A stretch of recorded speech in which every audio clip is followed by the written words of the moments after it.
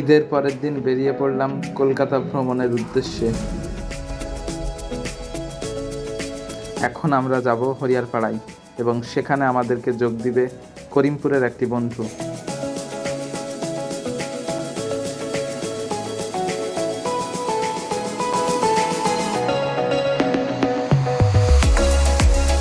Baharampur court স্টেশনে পৌঁছে আমরা কিছু নাস্তা খেয়ে নিলাম।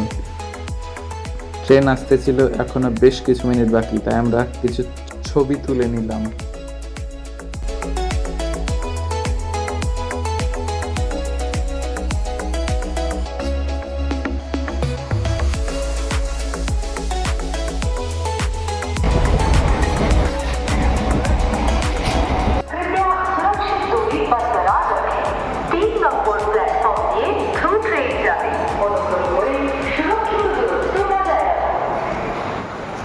অবশেষে আমরা এসে পৌঁছালাম ব্যারাকপুর রেলওয়ে স্টেশনে।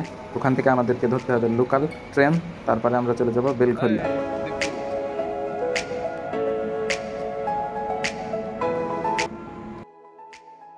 বেলঘরিয়া স্টেশনে নেমে কিছুটা পথ পায়ে হেঁটে গেলাম এবং হাটবাজার যেগুলো করার ছিল করে নেওয়া হলো। তারপরে আমরা নিজেরাই রান্নার কাজে নিয়োজিত হলাম। আমরা এখন বেরিয়ে পড়ছি ঘর থেকে এবং আমরা ছিলাম এই দিককার এই রুমটাতে। এখন আমরা যাব শিয়ালদা স্টেশন, তারপরে চলে যাব সম্ভবত প্রথমে যাব সায়েন্স সিটি, তারপরে যাব আলিপুর জু, তারপরে ভিক্টোরিয়া মেমোরিয়াল এবং শেষ পর্যন্ত ইকো পার্ক। তো পুরো ব্লগটি সঙ্গে থাকবেন এবং দেখতে থাকবেন। চলুন। শিয়ালদা স্টেশনের সামনে থেকে আমরা একটি বাস নিলাম। অবশেষে আমরা পৌঁছে গেলাম সায়েন্স সিটি।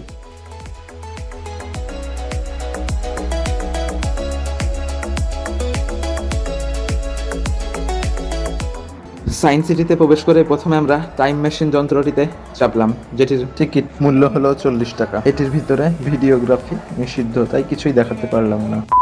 দীপু তার ফ্যাশন শো করতে ব্যস্ত, সে মিররে তাকে দেখে নিচ্ছে ভালো।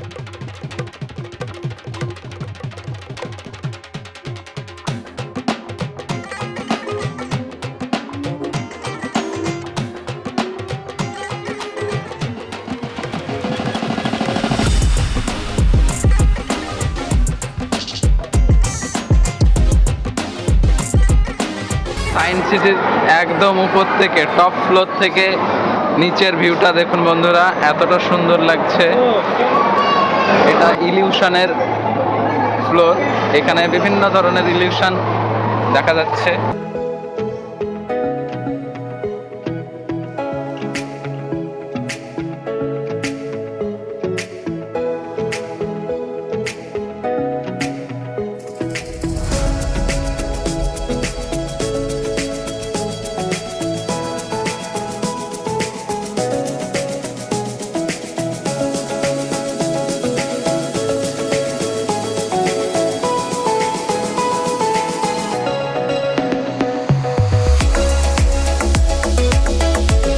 দেখতে পাচ্ছেন কতটা সুন্দর এই জায়গাটা।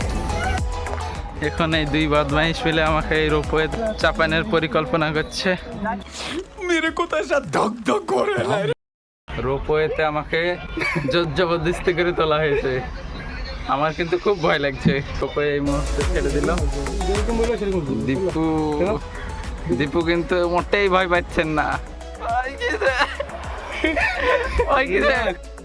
রোপওয়েতে ওঠার মুহূর্তে কিছুটা ভয় পেলেও ওঠার পরে একটি অন্য রকমের আনন্দ অনুভব করলাম এবং একটি নতুন অভিজ্ঞতার সাক্ষী হলাম। জীবনে বেস্ট ফিলিং।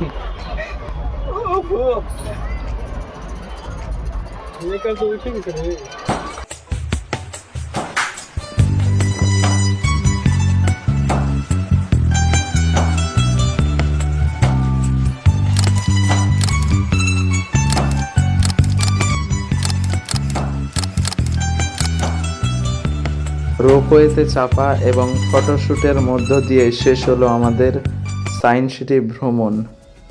এরপরে আমরা চলে যাব চিড়িয়াখানা। যেহেতু এই ভিডিওটি লম্বা হয়ে যাচ্ছে, তাই চিড়িয়াখানাতে আমরা যা কিছু ঘুরলাম, যা কিছু দেখলাম সেটা আমরা দেখাবো পরের ভিডিওতে।